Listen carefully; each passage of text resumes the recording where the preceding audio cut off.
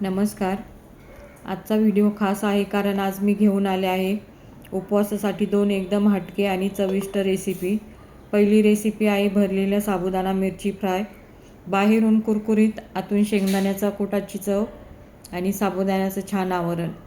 दुसरी आहे चटपटीत उपवासाची मिसळ, बटाटा, शेंगदाणे, पापड आणि चवीसोबत एकदम झकास. दोन्ही रेसिपी उपवासाकरता आणि नेहमीच्या उपवासाच्या पदार्थापेक्षा थोड्या वेगळ्या आहेत.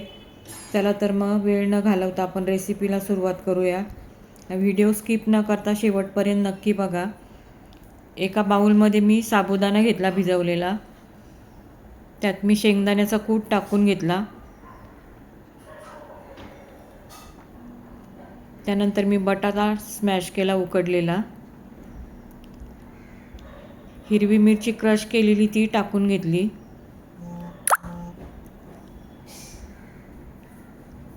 चवीनुसार मीठ टाकून घेतलं. सेंधं मीठ टाकलं मी त्यात.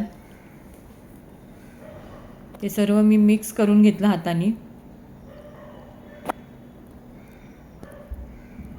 एका साईडला मी मिरच्या धुवून कट केलेल्या मधून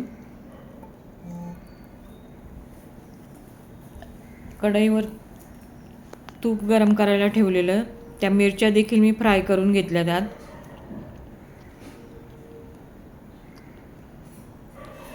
मिरच्या फ्राय झाल्यानंतर शेंगदाण्याचा कूट आहे ना तो भरून घेतला मी मिरच्यांमध्ये.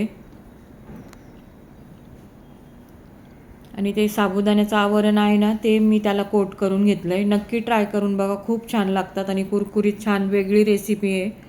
नक्कीच ट्राय करून बघा. साबुदाणा मिरची पकोडा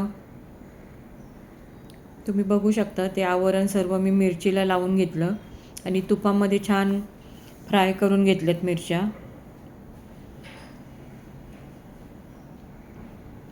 आपण साबुदाणा खिचडी ते नेहमीच खातो.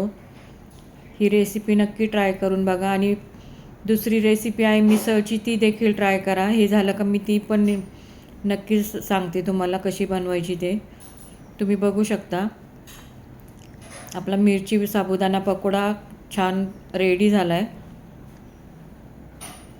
दह्यासोबत पण छान लागतो. नक्की ट्राय करा. नाही तर शेंगदाण्याचा कूट देखील टाकून करू शकता.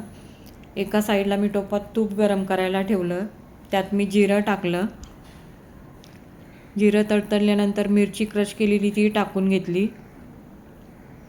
त्यानंतर शेंगदाण्याचा कूट टाकून घेतला.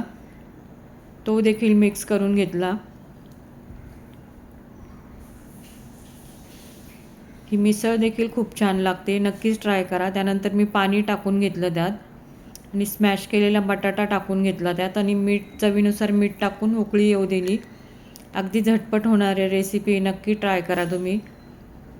आपण साबुदाणा वडा खिचडी नेहमीच खातो. हे नक्की ट्राय करा. मिसळ पण खूप छान लागते.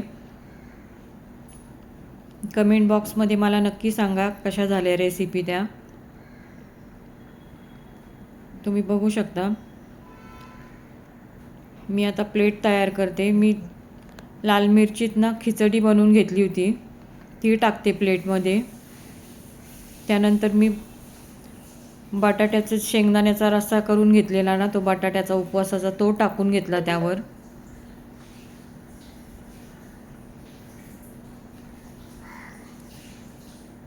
ते टाकल्यानंतर मी त्याच्यावरती साबुदाणा पापड आहे ना ते क्रश करून टाकले.